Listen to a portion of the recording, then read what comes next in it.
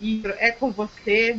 Fala pra gente aí, conta aí toda essa façanha aí de ganhar esse voo, como que aconteceu tudo isso. Agora é com você. Vou deixar você à vontade, que aí você mostra o que tem para mostrar pra gente e a gente vai fazendo a pergunta. Aí o pessoal também quiser fazer pergunta. Uma coisa é certa, Tá ótimo. que é uma sorte, é como ganhar numa Mega Sena isso aí. Sem dúvida, acertar o número redondinho sozinho ainda, porque conta pra gente como que foi o único ganhador de tantos milhares de pessoas que participaram da promoção. Pois é, né, É Cris? com Bom, você. foi uma surpresa bastante grande para mim, assim. Eu preparei uma apresentaçãozinha rápida sobre a minha experiência e a gente, né, no final dela, pode falar um pouco mais do prêmio em si. Eu vou compartilhar aqui com vocês. Ah, Bom, estão vendo aí? Tudo tá. certo? Então, Bom, tudo certinho. vamos lá então. Então, bom, eu separei então pelos lugares que eu já passei, né?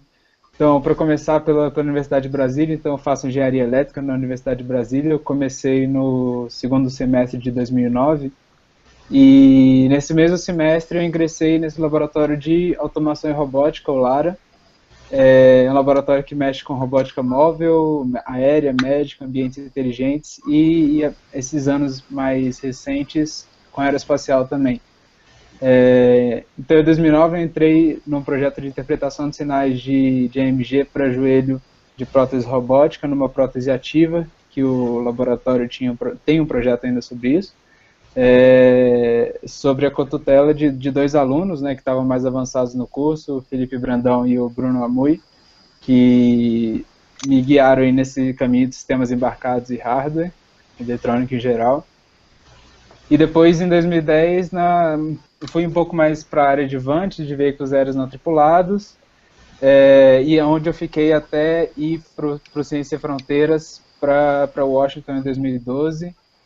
E agora, quando eu retornei em 2013, estou fazendo meu trabalho de conclusão de curso no desenvolvimento de Kansat para sensoramento remoto e meteorologia. É uma espécie de mistura entre balão meteorológico e satélite, é bem interessante.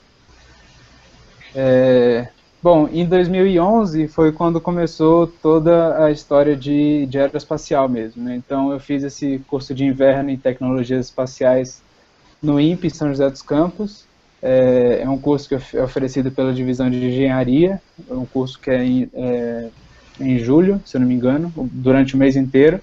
E você tem 3 semanas de curso, as 2 primeiras semanas com palestras diversas sobre diversos temas envolvendo todo o programa espacial. E aí a última semana você fazia uma espécie de mini estágio no lugar que você escolhesse, que você tivesse mais afinidade, e eu escolhi a divisão de interferência e compatibilidade eletromagnética no LIT, que é o Laboratório de Integração e Testes, que é um laboratório enorme que tem lá no INPE, onde eles montam e testam os satélites.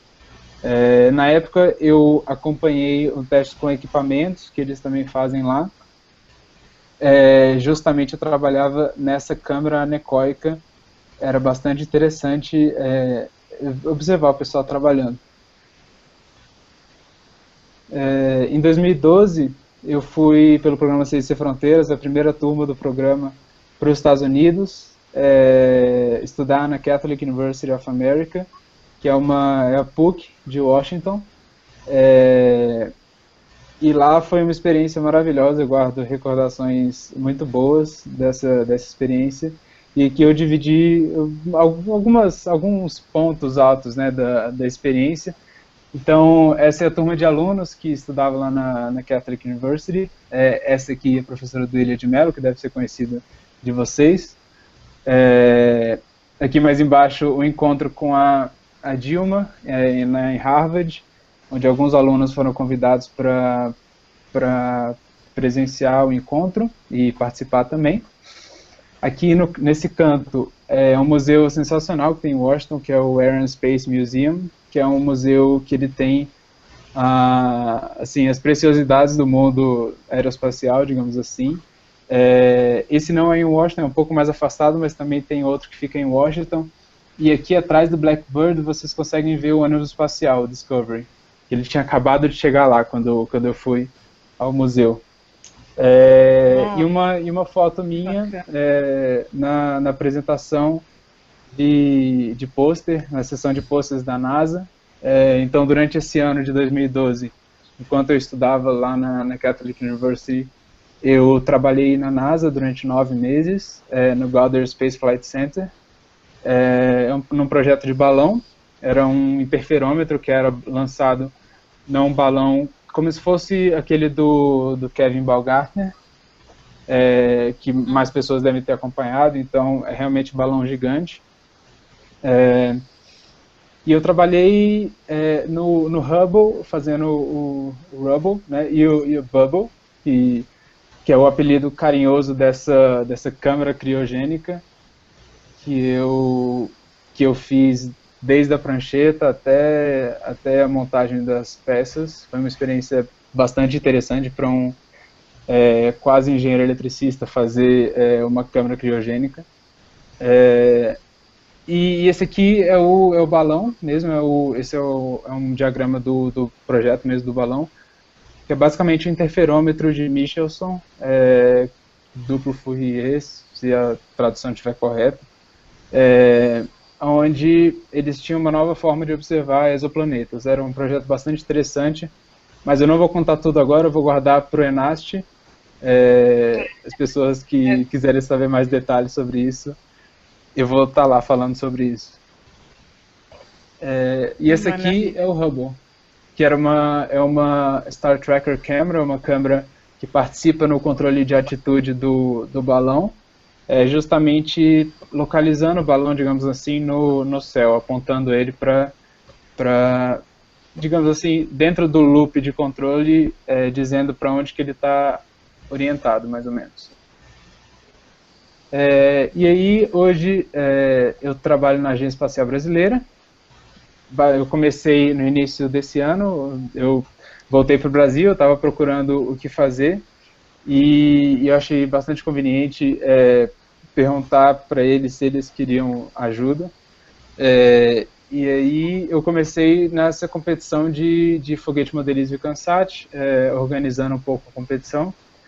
E hoje eu trabalho com ciência fronteira espacial e alguns outros projetos que não foram anunciados ainda, mas que estão por vir, que são projetos que dão novos ares aí à agência. Tem bastante coisa muito boa vindo por aí, devem ser anunciados em breve. E finalmente, a competição do KLM Space. Então, lá em abril, do dia 12 ao dia 22 de abril, foi feita essa competição, onde você entrava no site e selecionava se dava um palpite sobre onde um balão de hélio iria estourar. Então eles iam lançar um balão de hélio, sei lá, de mais ou menos uns 2 metros de diâmetro, alguma coisa assim, eu estou supondo, e aí você tinha que adivinhar, num mapa interativo, você adivinhava as coordenadas geográficas e a altura, a altitude que ele iria estourar. E foi uma competição, assim, a minha participação foi bem particular, assim, eu ia assistir a um vídeo no YouTube, e naquele vídeo comercial que vem antes do vídeo, apareceu o vídeo dessa competição. E eu gostava bastante das coisas de balões e tal, e eu achei interessante a proposta comercial deles de fazer uma competição com isso, né, usando isso, ainda mais com o prêmio de uma viagem para o espaço. Então, eu resolvi participar, mas foi quer dizer, aquela participação mais para incentivar a campanha do que efetivamente para ganhar. Afinal, eu não esperava realmente nunca ganhar a competição. E aí eu entrei, bom, dei meu palpite, sem muito cálculo, digamos, sem enrolar muito, e voltei para ver meu vídeo e foi basicamente isso. Aqui tem uma curiosidade do Ricardo Mello, onde na competição você compartilhava o seu local, né? Eu acho que algumas pessoas aí sabem, você compartilhava o local que você tinha marcado e você aumentava a sua chance de ganhar, digamos assim, aumentava a sua área. E o Ricardo Melo postou, né, para quem pudesse compartilhar a área dele, que, bom, seria bom. E aí eu postei logo em seguida falando que, bom, se ele me ajudasse, eu ajudava ele. E aí ele tem uma boa parte de culpa de eu ter ganhado essa competição também. E dá para ver o nome da Cris também aqui embaixo. É verdade. E, bom, o fatídico dia 22 de abril, né, onde eu estava... De manhã eu tinha ido assistir uma defesa de mestrado de um amigo meu, na área de tracking de antenas para satélites. E aí, depois eu almocei rapidamente e fui ao laboratório continuar o trabalho no Kansat, que meu orientador já estava cobrando algumas coisas. E aí eu vi esse e-mail, né? Congratulations, you have won a space flight. E era exatamente esse o título, essa é uma cópia da minha inbox. E, surpreendentemente, isso não foi para minha caixa de spam,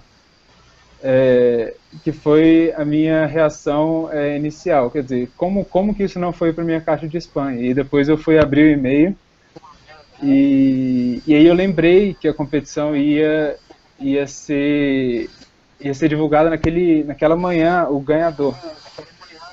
E aí foi surpreendente, quer dizer, eu fiquei bastante surpreso, eu li o e-mail várias vezes, respondi perguntando se era isso mesmo, bom, era realmente isso. Depois eu entrei no site, onde ele apresentava essa imagem comigo sendo o ganhador da competição.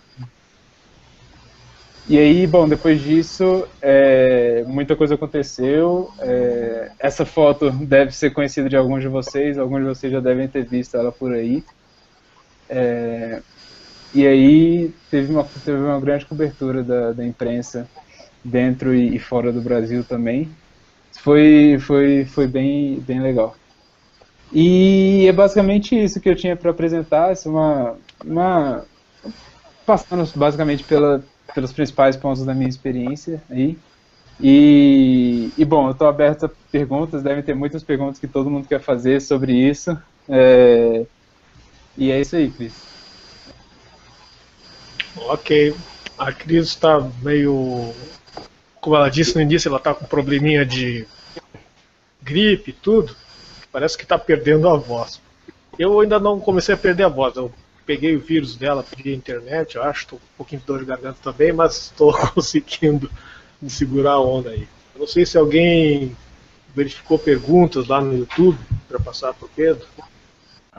Eu não verifiquei, não. Estão me ouvindo aí? Estão te ouvindo, sim. Mas eu tenho a pergunta. Então vamos lá. Uhum. Deixa eu fazer uma pergunta primeiro. Vai lá. Quantos anos tu tem mesmo, Pedro? Eu tenho 22 anos. Caramba, tu nasceu com idade negativa, então, para fazer tudo isso, né? Não, eu comecei cedo, digamos assim, né? Eu sou bastante inquieto, assim, então, na verdade, tudo começou quando eu entrei no laboratório no primeiro semestre, então as pessoas achavam isso bastante esquisito, você já começar a, digamos assim, entrar nesse mundo da pesquisa no primeiro semestre de faculdade. Mas eu não sabia muita coisa não sabia quase nada, na verdade, sobre eletrônica e tudo mais. Foram basicamente aqueles dois amigos que eu citei, o Felipe Brandão e o Bruno Amui, que me guiaram bastante dentro desse mundo e me deram ajuda muito boa, que até hoje eu colho os frutos disso. Levaram para o mau caminho. Tem que ter a curiosidade e meter a cara, nada de ficar acomodado, deixa para depois. Vai metendo e vai chegando. Dá para ir até o espaço, né? No caso, deu certinho, né? Literalmente. E aí, Marcelo, o que tem para falar? Pergunta. Tá com medo de ir para lá, cara? Tem coragem? Então, acho que essa é a pergunta inicial, assim, de todo mundo, né? E aí, não é perigoso? Você não tem medo e tal? Assim, sim, é perigoso. Não é qualquer... Assim, não é realmente como você voar de Brasília a São Paulo, alguma coisa assim. Não, é uma experiência que é arriscada, sim. Mas é aquele risco que é aquilo que o pessoal fala, né? Se algum dia você quiser ver a Terra de cima, você vai ter que entrar numa nave, você vai ter que estar na ponta de um foguete, alguma coisa assim. Se você algum dia quiser alcançar o espaço, né? Mas... Então... Não, pode falar, pode falar. Pode falar, Pedro. Tô só ouvindo. Então, quer dizer, é um risco que ele se paga, né? Então, se você nunca correr esse risco, você nunca vai ter essa oportunidade, enfim, esse trade-off, digamos assim, que eu acho que vale muito a pena. Eu acho que o risco a gente vive a todo instante aqui na Terra, aqui embaixo mesmo, né? Uhum. E esse é um risco com objetivo, não é um risco à toa, né? Não é como atravessar a rua sem olhar para os lados, que não te leva a nada. Exatamente. Quer dizer, engenharia aeroespacial como um todo é muito assim, né? Você tem seus sistemas trabalhando basicamente no nível que é mais seguro possível, mas esse nível mais seguro possível é na beira do crítico. Exato. Então, porque senão você não faz nada, né? Você não consegue alcançar seu objetivo. Não, segue. Então, quer dizer, é muito disso em aeroespacial. Então, os acidentes acontecem, as coisas eventualmente dão errado, mas tudo é feito para ser o mais seguro possível, para dar o mais certo possível, né? Uhum. Exato, e tu vai numa promoção com fins comerciais, vocês não querem que dê errado nada, com certeza, né? Vai ser um baita furo errado, né? Eu tenho... Assim, desculpa, Zeca. Não, pois assim, a ida à Lua foi isso, os caras foram numas latas de sardinha medonhas, se tu for pensar bem o que era a segurança deles. Hoje tem muito mais. O risco existe, mas a segurança é muito maior. Exatamente.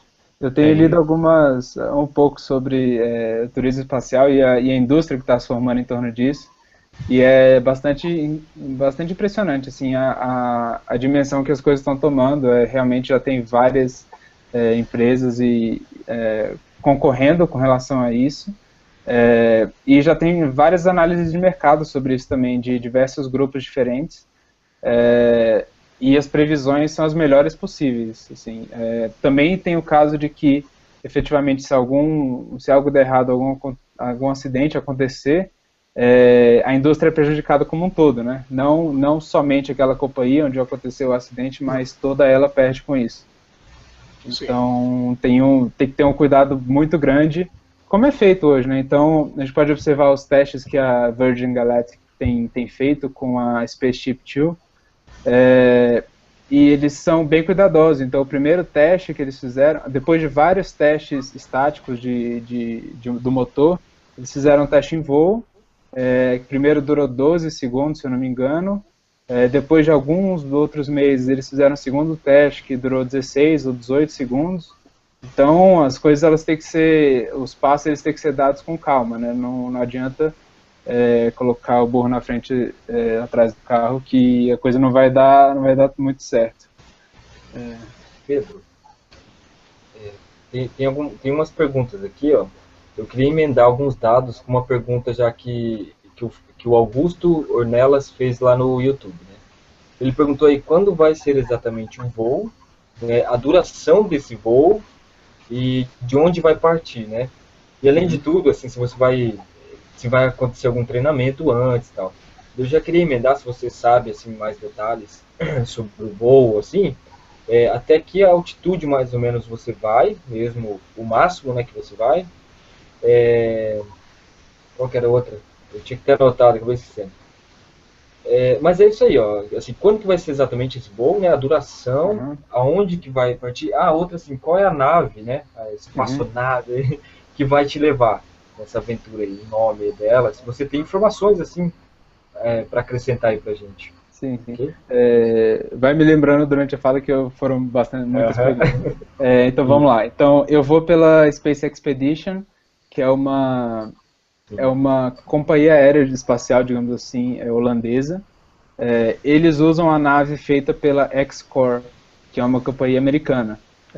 Essa companhia americana fica no deserto do Mojave, ao lado da Scale Composites, que é a companhia que faz a Spaceship Two da Virgin Galactic.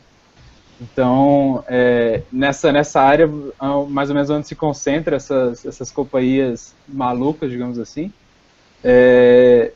e a X-Core está fazendo a Lynx Mark I, que deve voar no que vem, que ela não alcança o espaço ainda, ela chega aí a 65 ou 75 quilômetros de altitude, alguma coisa assim, mas é um design já bem fechado para eles começarem a fazer a Lynx Mark II, que deve ficar pronta em 2015, que é quando eles pretendem começar a operar os voos.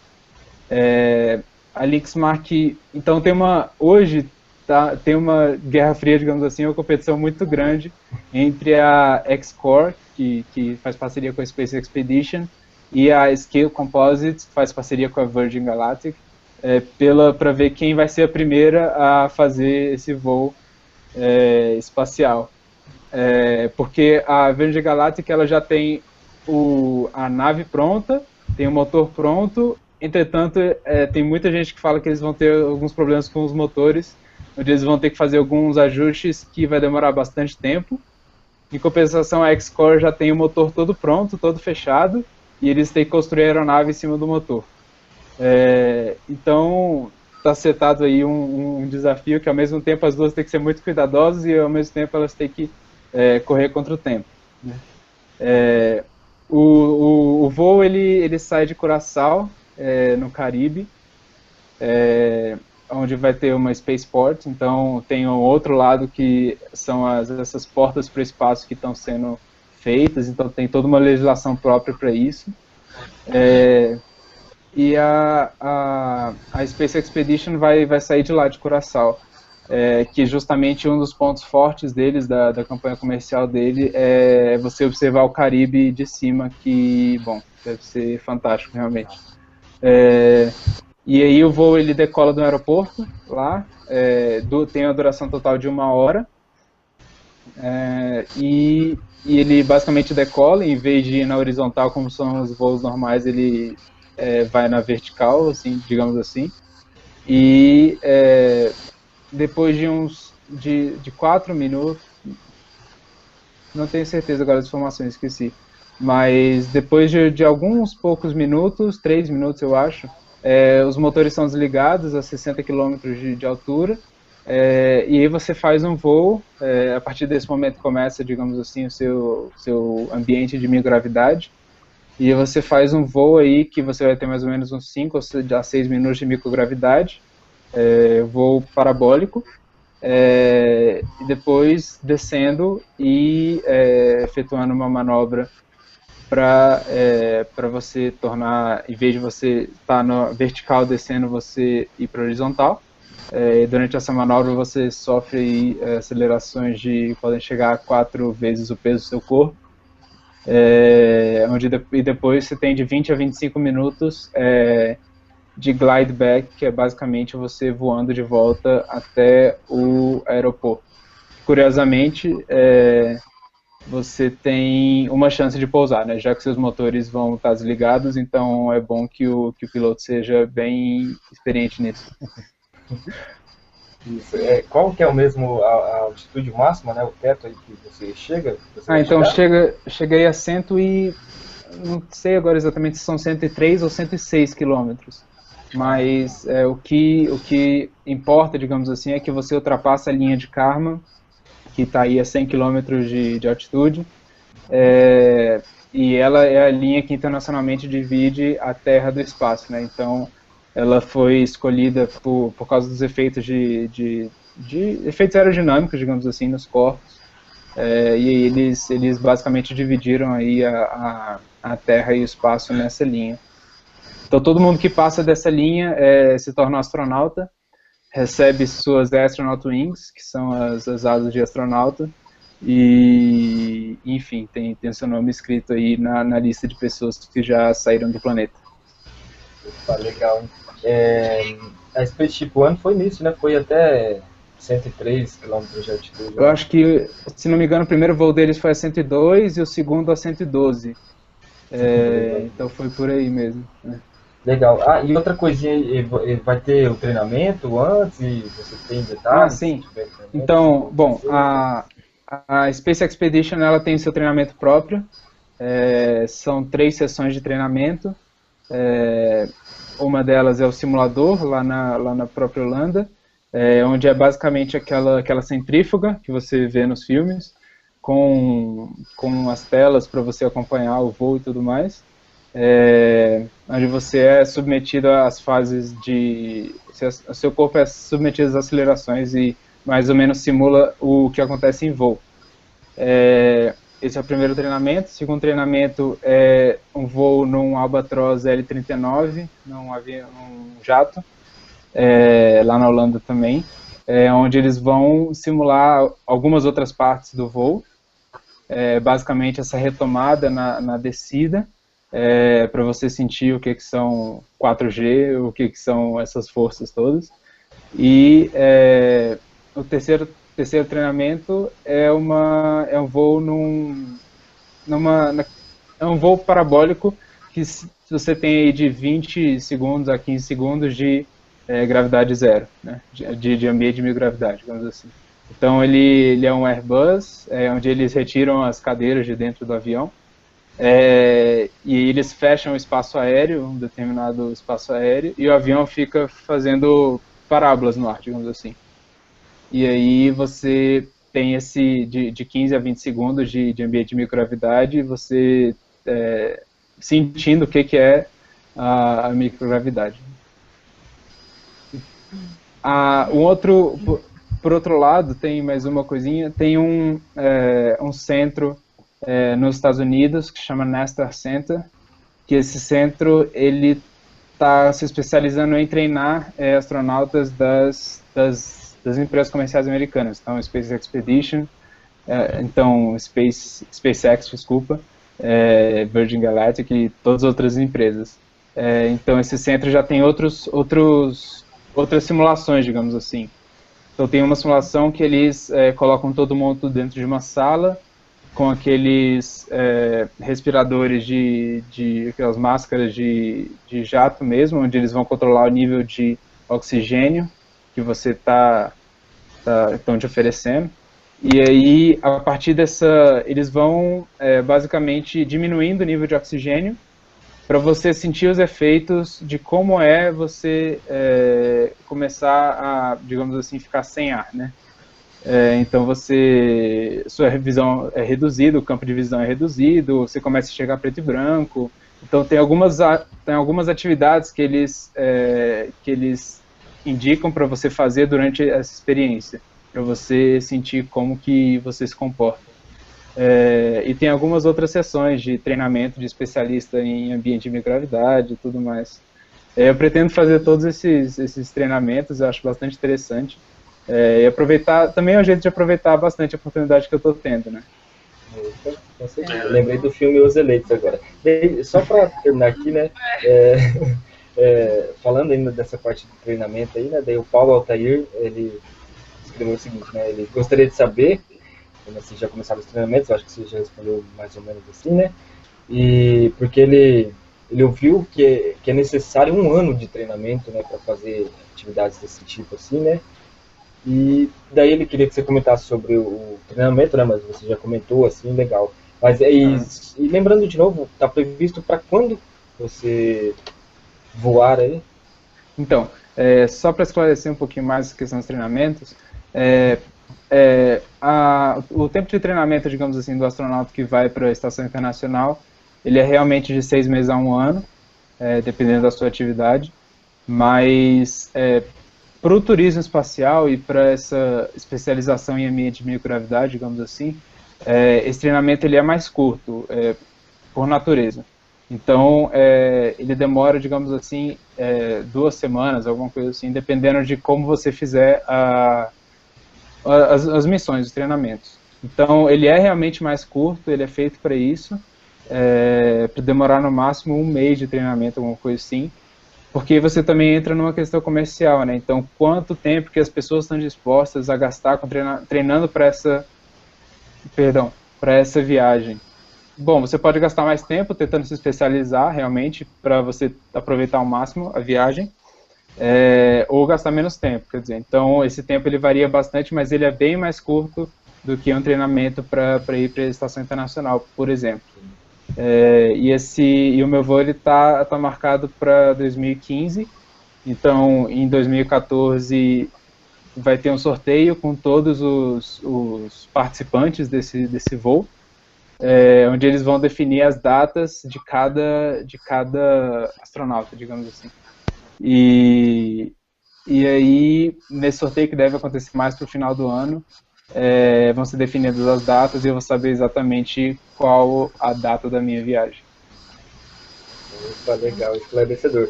Lembrando que depois, que você voar, você volta aqui para Astronomia ao vivo, tá?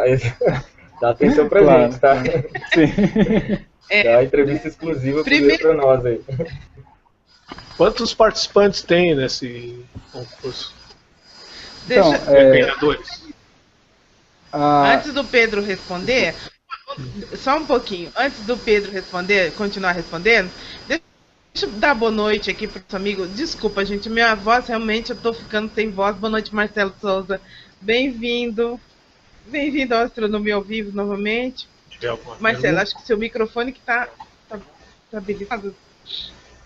Tá tudo bem o microfone aí, Marcelo? Boa noite a todos. Desculpa, Marcelo tá quietinho. Agora estamos. É que eu tô sem voz, tô ficando sem voz, gente. E tá horrível aqui. Eu tô vendo que esse novo Hangout, eu tive que colocar o outro monitor aqui. E aí eu não tô vendo minha imagem, não tô vendo o que tá ficando. Minha cara deve estar horrível. Desculpa, tá, gente? Mas a gripe tá assim, forte no começo. Então, aí eu escrevi aqui pro Zeca, assume aí, Zeca Douglas, porque realmente vou perdendo a voz, vai lacrimejando os olhos.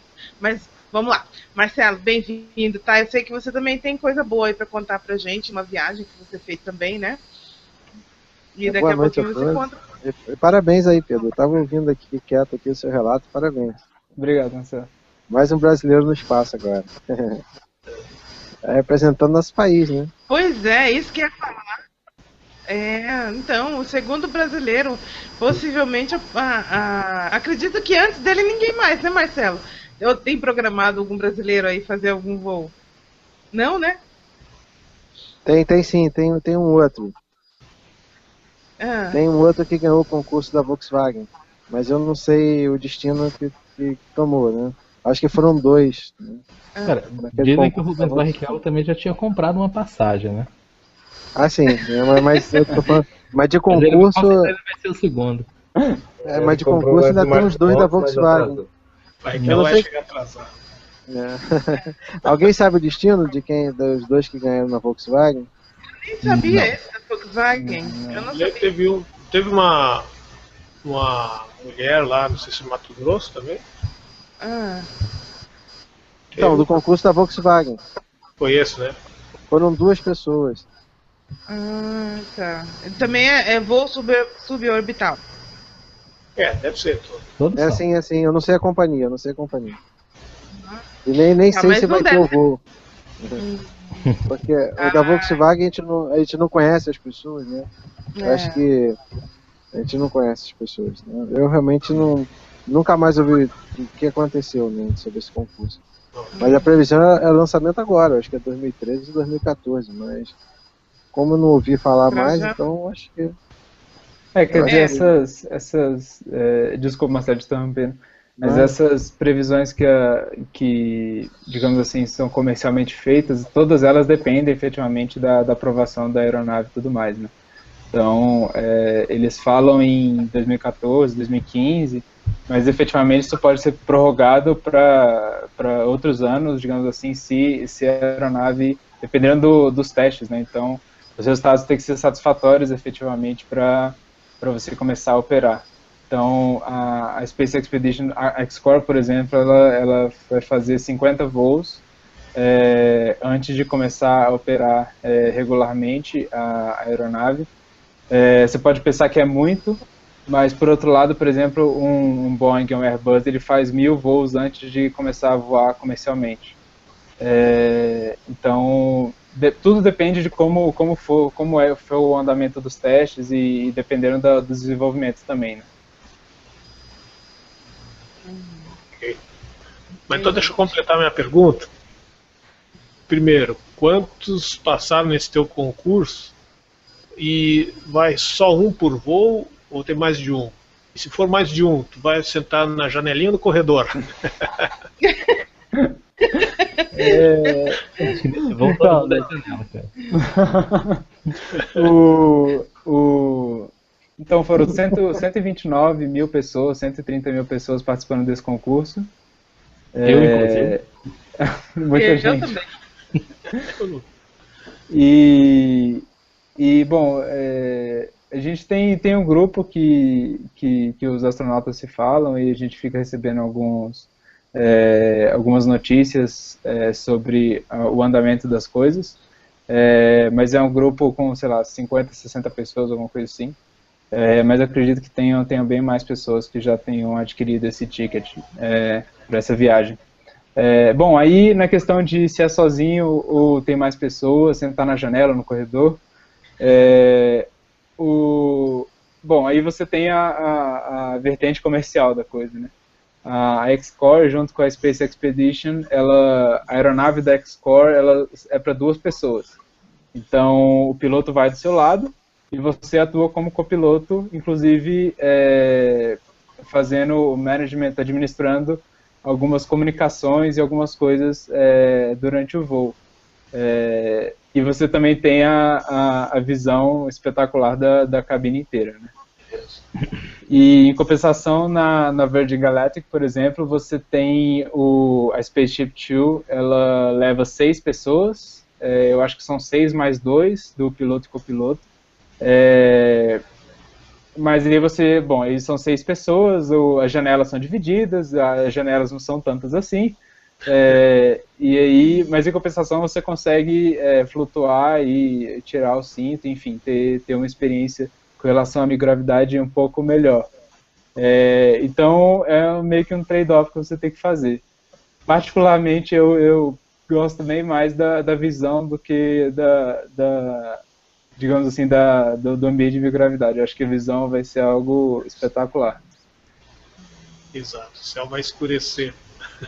Exatamente, essa é a sensação que o piloto da Spaceship One, né, que em 2004, não sei, 2007, alguma coisa assim, chegou no espaço, ele fala que uma das coisas mais impressionantes é realmente essa, de você estar no sol de meio-dia e de repente tudo fica escuro, né?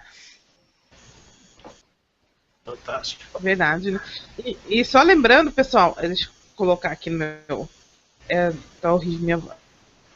Não, só lembrando que o voo que ele vai fazer é em 2015. Aí o Douglas falou assim, pra ele, né?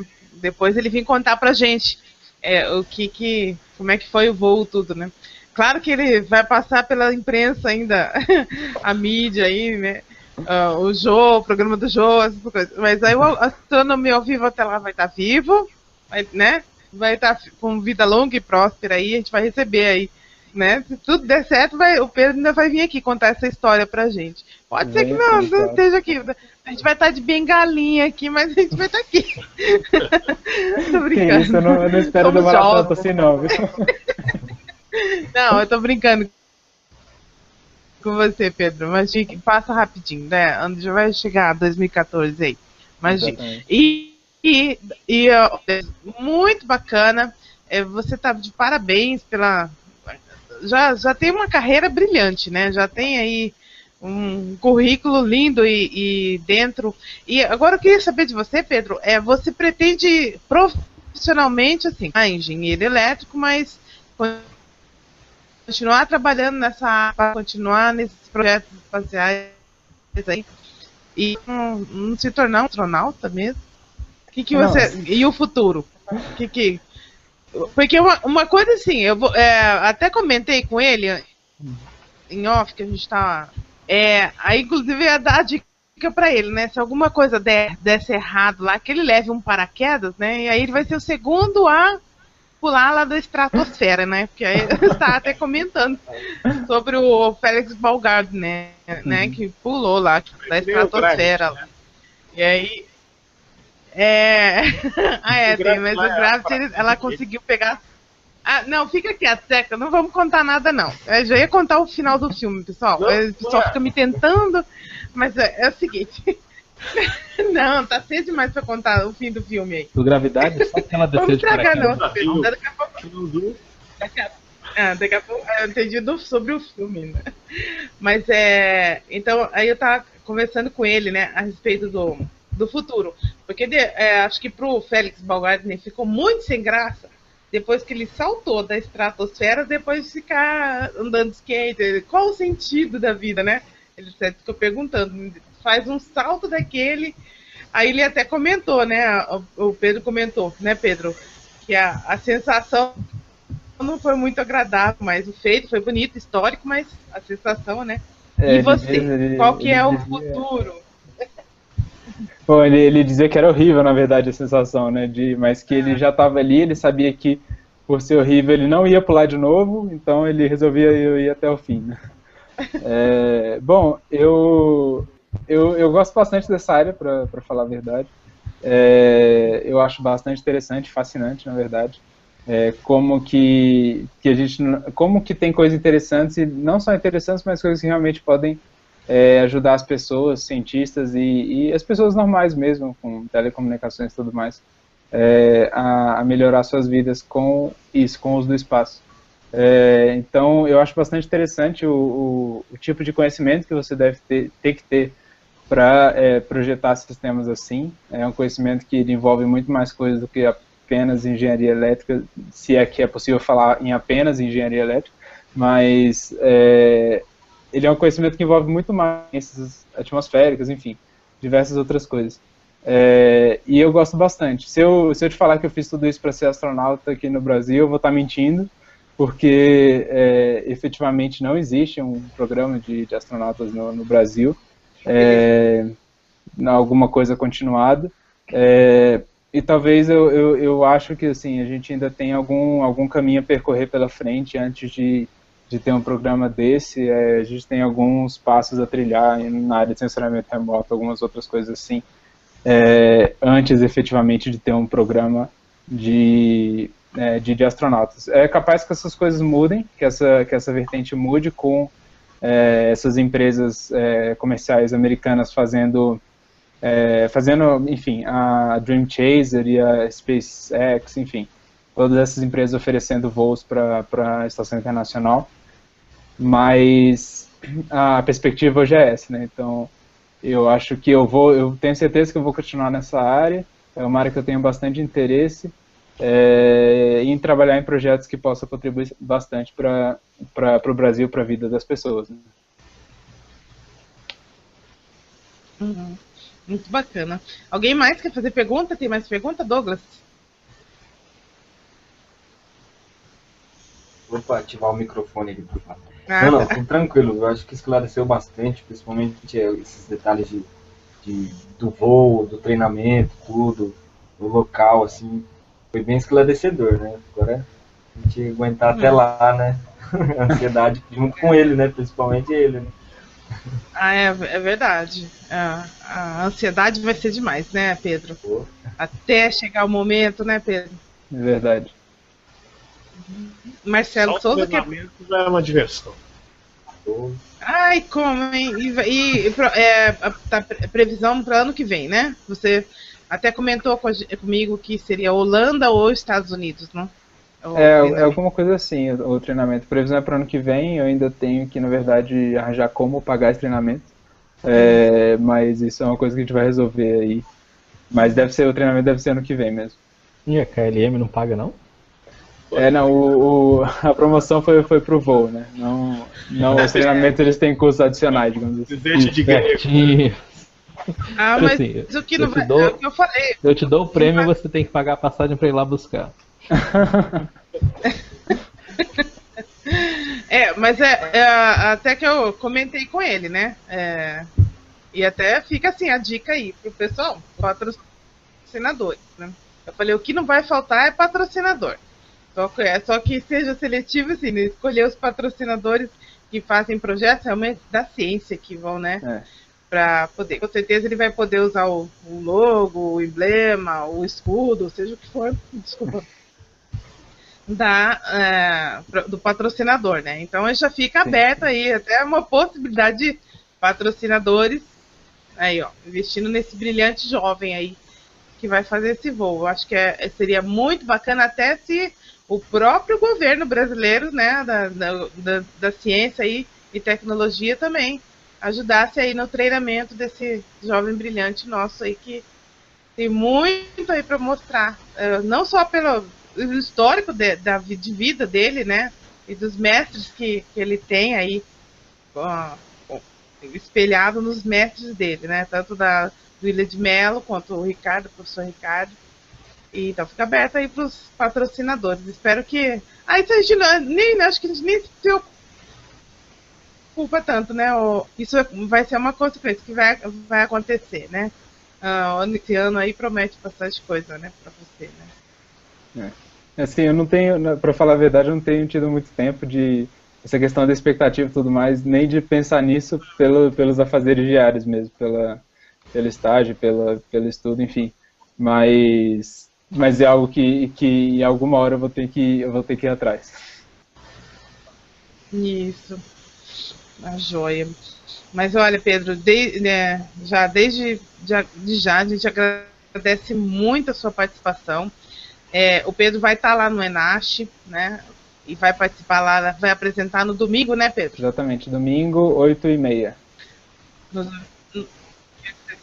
8h30 da manhã. Então, a gente vai estar lá assistindo, acompanhando o Pedro aí. E a gente espera sim, Pedro, que dentro desse ano, tudo você vai compartilhando com a gente aí os seus feitos, o que for acontecendo ao longo desse processo até acontecer o voo realmente. Com certeza, tá? Com certeza. Acho que o Astronomia ao Vivo ele é uma sem fins lucrativos, mas se você quiser divulgar lá no espaço, Astronomia ao Vivo, estamos aqui. A gente vai agradecer. Pode ficar à vontade, tá? Pode deixar. Mas, Pedro, tá de parabéns, viu? Parabéns pela sua história. Obrigado. Tudo. A gente tem certeza que você vai brilhar muito, viu, jovem?